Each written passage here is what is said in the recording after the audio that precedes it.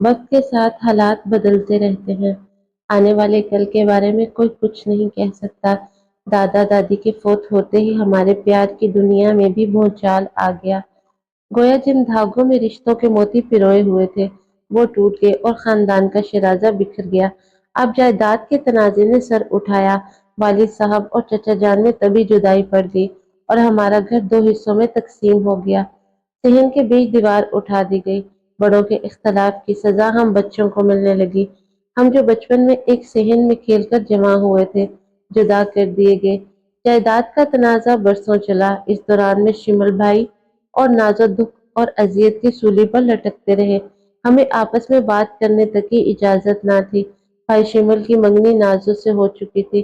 تنازع کو 16 سال ہو گئے تو والدہ نے بیٹے کی شادی کسی اور لڑکی سے کرنا چاہی، مگر بھائی کسی صورت راضی نہ ہوئے۔ ہمیں ایک کر دینے کے منصوبے بھی بزرگوں نے بنائے تھے اور اب ہمارے پیار کی جوت کو بجھانے میں بھی وہی پیش تھے۔ نازو نے گھر والوں کی ہر زیادتی، جبر اور دباؤ کو برداشت کیا، لیکن ہتھیار نہ ڈالے۔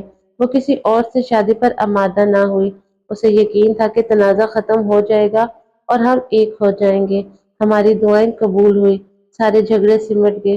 قدرت نے خود ایسے حالات پیدا کر دیے کہ ٹوٹے ہوئے رشتے تجدید پا گئے اور نازو اور شمل بھائی کی شادی کی تیاریاں شروع ہو گئی۔ سوکھے دھانوں پانی پڑ گیا، امیدوں کی خزاں رسید، کھیتی لہلہانے لگی۔ نازو بھابھی بن کر ہمارے گھر آ گئی۔ برسوں کی اذیت ختم ہوئی اور بھائی کی زندگی حسین سپنے میں ڈھل گئی۔ نازو کی قسمت اچھی تھی کہ اس سے شادی ہونے کے بعد شمل بھائی کے کاروبار میں خوب ترقی ہوئی۔ ہم نے بنگلہ بنا لیا اور گاڑیاں بھی خرید لی۔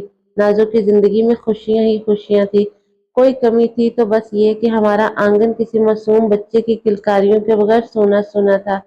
لیکن ہم قدرت سے نا امید نہ تھے کہ اللہ کے یہاں دیر ہے اندھیر نہیں۔ 4 سال تو انتظار میں نکل گئے۔ اب امی بہو کو لے کر ڈاکٹروں کے پاس پھرنے لگی۔ علاج معالجے ہوئے، سبھی ڈاکٹرز کہتے کہ ان میں کوئی طبی نقص نہیں ہے، اللہ کی طرف سے دیر ہے، کسی نہ کسی دن آپ لوگوں کی امید بر آئے گی اور ان کی گود ہری ہو جائے گی۔ ہم بھی اسی امید پر جی رہے تھے، یہاں تک کہ بھائی کی شادی کو 7 برس گزر گئے اور آرزوؤں کی فصل خشک ہی رہی۔ نازو بھابھی نے بھی امید کا دامن چھوڑ دیا، کہتی انم اتنے برس اولاد نہ ہوئی تو اب کیا ہوگی، شاید یہ خوشی ہماری قسمت میں نہیں۔ اس نے علاج معالجہ کرانا بھی ترک کر دیا۔ جب سے وہ نا امید ہوئی اس کو گھن لگ گیا، ہر وقت چپ چپ رہتی۔ اولاد کی کمی تو بھائی بھی محسوس کرتے تھے، لیکن وہ مرد تھے، ان کے لیے باہر کی بھری پڑی دنیا موجود تھی۔ وہ سارا دن باہر گزار کر گھر آتے، کھانا کھاتے اور نیند کی آغوش میں چلے جاتے، لیکن نازو گھر میں اکیلی رہنے کی وجہ سے تنہائی کے عذاب سے دوچار تھی۔ وہ اب گھر کی دیواروں سے باتیں کرتی تھی۔ میری شادی ہو گئی تھی، میں اپنے گھر اور بال بچوں میں مصروف تھی۔ اولاد کی پیاس بھی کیا چیز ہے، یہ تو کوئی ممتا سے پوچھے کہ امی جان کو بھی آنگن کا سونا پن کاٹنے کو دوڑتا تھا۔ نازو کو گھل گھل کر مرتے دیکھ کر شمر بھائی بھی فکر مند رہنے لگے۔ سوچا اس کا کوئی حل نکالنا چاہیے۔ میں نے کہا آپ لوگ کسی بچے کو گود لے لیں۔ اس پر نازو بولی کس کا بچہ، کون ماں ہوگی جو اپنی گود خالی کر کے میری جھولی بھر دے۔ اس کا کہنا درست تھا۔ ہم کافی دن تک ہسپتالوں، یتیم خانوں اور لاوارثوں کے نشے من میں مارے مارے پھرے، مگر ہمیں کوئی ایسا بچہ نہ ملا جس کو ہم گود لے سکتے۔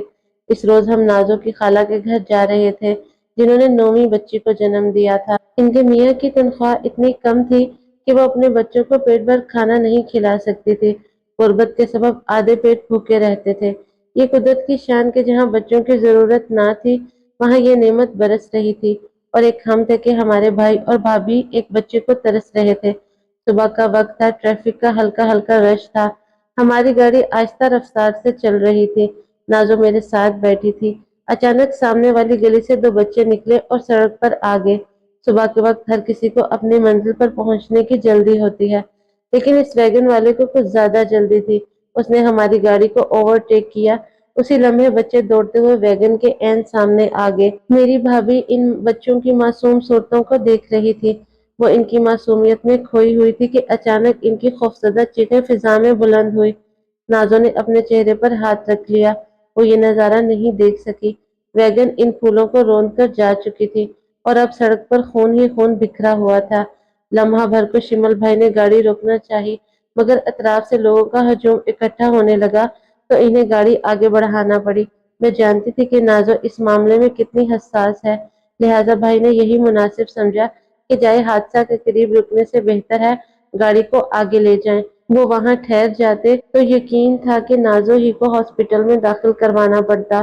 اس کی آنکھوں سے ابھی تک آنسو بہہ رہے تھے اور وہ بڑبڑا رہی تھی، آہ کتنے پیارے بچے تھے، کتنے پیارے خوبصورت تھے۔ ماں نے چاؤں سے بال سنوار کر اور اجلے یونیفارم پہنا کر انہیں اسکول روانہ کیا تھا۔ اس روز ہم خالہ کے گھر جانے کے بجائے رستے سے ہی مڑ کر واپس آ گئے، کیونکہ اس بھیانک حادثے کو دیکھ کر ہم لوگوں کی حالت نارمل نہ رہی تھی۔ نازو تو گھر آتے ہی بستر پر گر گئی تھی، اس کے بعد بھی کافی دن افسردہ رہی۔ اس کی نگاہوں میں انہی بچوں کی شکلیں گھومتی رہتی تھی۔ یہ جمعے کا دن تھا، اس روز چھٹی تھی۔ میں نے پوچھا تم خالہ کی بچی کو گود لے رہی تھی، اس پروگرام کا کیا بنا؟ وہ بولی چلو آج چلتے ہیں۔ ہم سب تیار ہو کر خالہ کے گھر چل دیے۔ ان کی پیاری سی منی کو گود میں بھر کر وہ اتنی مسرور ہوئی کہ دنیا کا ہر غم بھول گئی۔ خالہ آپ کیا کہتی ہیں، میں آج لے جاؤں اس کو؟ آج نہیں نازو، آج اس کو بخار چڑھا ہے، اس کی طبیعت اچھی نہیں، تم سے سنبھالی نہ جائے گی، ذرا اس کی طبیعت ٹھیک ہو جائے پھر لے جانا۔ نازو بجھ گئی۔ اس نے پوچھا پھر کب خالہ؟ ایک ماہ بعد، خالہ نے جواب دیا۔ واپسی میں نازو ٹوٹے ہوئے لہجے میں مجھ سے پوچھ رہی تھی، اللہ جانے ایسا کیوں ہوتا ہے، کہیں تو اتنے بچے کے ماں باپ انہیں پیٹ بھر کھلا نہیں سکتے اور نہیں ہم جیسے ترس رہے ہیں۔ نازو صبر کرو، خدا بہتر کرے گا، بس دعا کرو کہ وہ ہم کو کسی آزمائش میں نہ ڈالے۔ ہم ایسے ہی ٹھیک ہیں۔ میں نے اس کا ہاتھ نرمی سے اپنے ہاتھ میں لے کر دبایا۔ اس کی آنکھیں بھیگ گئی تھی، اس کے دل کی کسک کو محسوس کر سکتی تھی۔ میں نے کہا تم افسردہ مت رہا کرو، میں تم کو اداس دیکھ کر بے چین ہو جاتی ہوں۔ وہ بولی میں چھوٹی سی تھی تب بھی اداس رہتی تھی، تم بہنیں آپس میں کھیلتی تو سوچتی تھی کاش میری بھی کوئی بہن ہوتی، تب ہی سے میری اداس رہنے کی عادت بن چکی ہے۔ میں تب بھی تنہا تھی اور آج بھی تنہا ہوں۔ چھوٹے بہن بھائی وہی جھولا جھولانے کی آرزو ہے جو نہیں ملتی۔ نازو چچی کی اکلوتی بچی تھی، وہ شروع سے تنہا رہی اور اب اس کا کرنا بجا تھا۔ پہلے میں پھر شمل بھائی اس کی تنہائی کے ساتھی بنے، لیکن اس کی ممتا بھرے ارمانوں کی تسکین ابھی باقی تھی۔ میں نے اس کی جانب دیکھا، وہ آنچل سے اپنے آنسو صاف کر رہی تھی۔ شاید خالہ کے گھر سے خالی ہاتھ لوٹ آنے کا اس کو بہت دکھ پہنچا تھا۔ میں نے کہا نازو میری جان، اس قدر دل شکستہ نہ ہو، اللہ سے اچھی امید رکھو، یہ دنیا امید پر قائم ہے۔ اس واقعے کے 15 دن بعد خالہ اور خالو منی کو لے کر ہمارے گھر آ گئے۔ اس روز نازو کتنی خوش ہوئی تھی کیا بتاؤں، جیسے اس کے لیے عید کا دن ہو۔ وہ خوشی سے پھولی نہیں سماتی تھی، منی کو اپنی باہوں میں بھر کر سارے گھر میں ایسے گھوم رہی تھی جیسے تمام جہاں کی نعمتیں اسے مل گئی ہوں۔ خالہ کچھ ہدایات اور بیٹی نازو کے حوالے کر کے چلی گئی۔ اب نازو بیگم کو ہماری پرواہ کب رہی تھی، سارا دن وہ منی سے کھوئی رہتی۔ اس کا نام اس نے جانم رکھ دیا تھا۔ یہ گڑیا تھی چھوٹی سی، مگر آفت کی پر کالا تھی۔ نازو فیڈر دھو کر دودھ بناتی، اس کے منہ کو لگاتی اور 2 گھونٹ لے کر فیڈر پرے کر دیتی اور زور زور سے چلانے لگتی جیسے اسے پتہ چل جاتا ہو کہ یہ ہاتھ اس کی ماں کے نہیں ہیں۔ تمام دن وہ نازو کے ساتھ یوں ہی آنکھ میں چولی کھیلتی اور بھابھی جی کی سمجھ میں کچھ نہ آتا کہ اس بچی کو بھوک لگی ہے یا پیٹ درد سے بے حال ہے۔ منٹ منٹ پر نیپکن گیلے کر دیتی، جانے دن میں کتنے کپڑے گندے کرتی، کبھی الٹی کر دیتی، کبھی کبھی تو نازو کو اکائیاں آ جاتی، لیکن کیا کرتی، جب بچی گود لی تھی تو اس کو پالنا ہی تھا، کوئی اچھی کام کی آیا بھی نہ مل رہی تھی۔ ایک ماہ اسی طرح گزر گیا۔ خالہ چچی کو دیکھنے آ گئی، آتے ہی ہائے ہائے کرنے لگی، ارے یہ کیا کر دیا اور یہ کیا کر رہی ہو، بچے ایسے پالے جاتے ہیں بھلا؟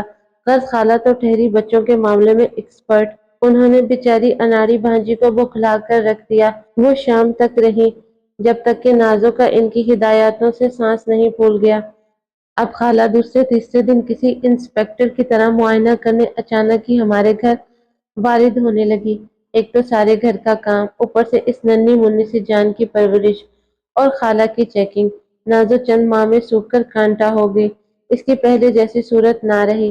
رات بھر بچی کے ساتھ جاگتی تو صبح آنکھوں میں ہلکے پڑے ہوتے۔ شمل بھائی بھی اپنی بیوی کے بارے میں پریشان رہنے لگے، لیکن نازو گڑیا سے اتنی مانوس ہو چکی تھی کہ اسے جدا ہونے کا تصور بھی نہیں کر سکتی تھی۔ رات کو سونے کے لیے لیٹتی تو جوڑ جوڑ دکھ رہا ہوتا، صبح 4 بجے ہی بچی جاگ پڑتی اور رونا شروع کر دیتی۔ اس دن تو غضب ہو گیا۔ خالہ کے سامنے ہی منی کسی طرح کھسکتی کھسکتی پلنگ سے نیچے لڑکھڑا گئی، ہلکی سی ٹھا ہوئی اور منی کی فلک شگاف چیخ بلند ہو گئی۔ نازو بھابھی باورچی خانے میں خالہ کے لیے چائے بنا رہی تھی۔ حالانکہ خالہ گڑیا سے چند قدم کے فاصلے پر ہی براجمان تھی، مگر گرتے ہوئے بچی نے کسی کو مہلت ہی نہ دی۔ خالہ نے لپک کر بچی کو قالین سے اٹھایا، کلیجے سے لگایا اور دھاڑنے لگی، تم میری پھول سی بیٹی کی کیسی پرورش کرتی ہو کہ تم کو یہ تک خبر نہیں کہ اتنے چھوٹے بچوں کو پلنگ کے کنارے پر نہیں لٹاتے۔ ہائے روزانہ یہ معصوم جانے کتنی بار گرتی ہوگی۔ منی بھی ایسی استاد کے گلا پھاڑ کر چلا رہی تھی۔ حالانکہ قالین پر گرنے سے چوٹ کم لگتی ہے، مگر اس بچی کا مزاج بھی شاید اپنی ماں پر گیا تھا جو رائی کو پہاڑ بنانے میں استاد تھی۔ خالہ یہ روز تو نہیں گرتی، بس آج ہی گری ہے، وہ بھی میں آپ کی خاطر چائے لینے گئی تھی، سوچ رہی تھی کہ آپ کمرے میں موجود ہیں، ورنہ میں اس کو یوں اکیلا تو نہیں چھوڑتی۔ نازو کسی مجرم کی طرح صفائیاں پیش کر رہی تھی۔ اس نے لاکھ سمجھایا لیکن خالہ کسی طرح نہ مانی۔ میں کچھ نہیں جانتی، اب میں اپنی بچی کو لے کر ہی جاؤں گی، اس کے بہن بھائی بھی اس کو یاد کرتے ہیں۔ ایسا غضب نہ کیجیے خالہ، اگر آپ نے اس کو واپس ہی لینا تھا تو دیا ہی کیوں تھا؟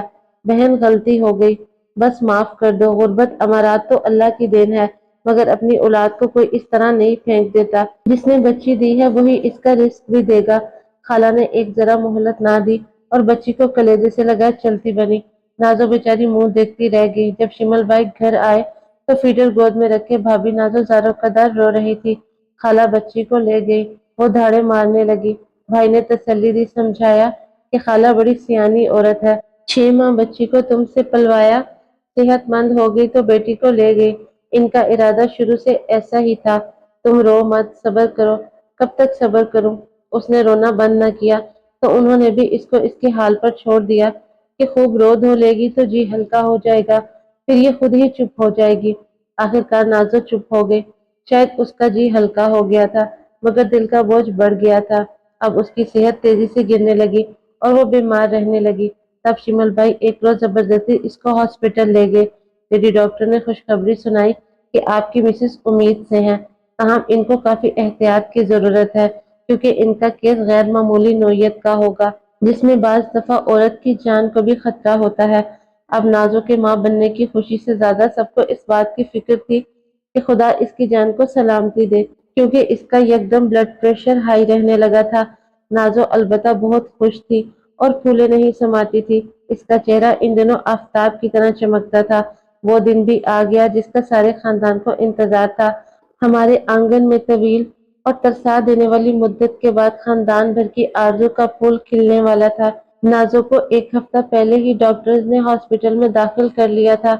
وہ کسی قسم کا رسک لینا نہیں چاہتے تھے، وہ اس کو زیر نگرانی رکھے ہوئے تھے۔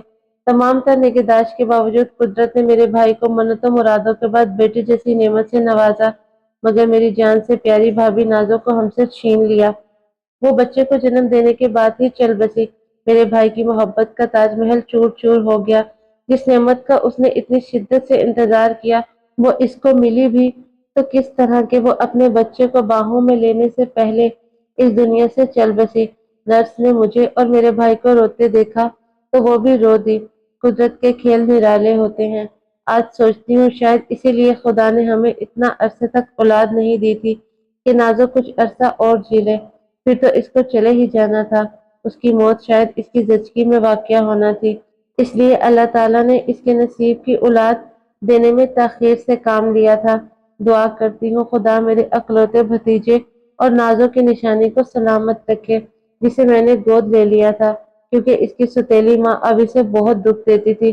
شمل بھائی ہر ہفتہ آتے ہیں اور اپنے بیٹے سے مل جاتے ہیں، کہتے ہیں کہ یہ میری محبوب بیوی کی نشانی ہے۔ مجبوراً والدین کے لیے دوسری شادی کی ہے، ورنہ میں تو نازو کے بعد سے خود کو اکیلا ہی محسوس کرتا ہوں۔ خدا سے جنت میں جگہ دے، وہ یہاں بھی اکیلی تھی اور کیا جانوں کہ وہاں بھی اکیلی ہو۔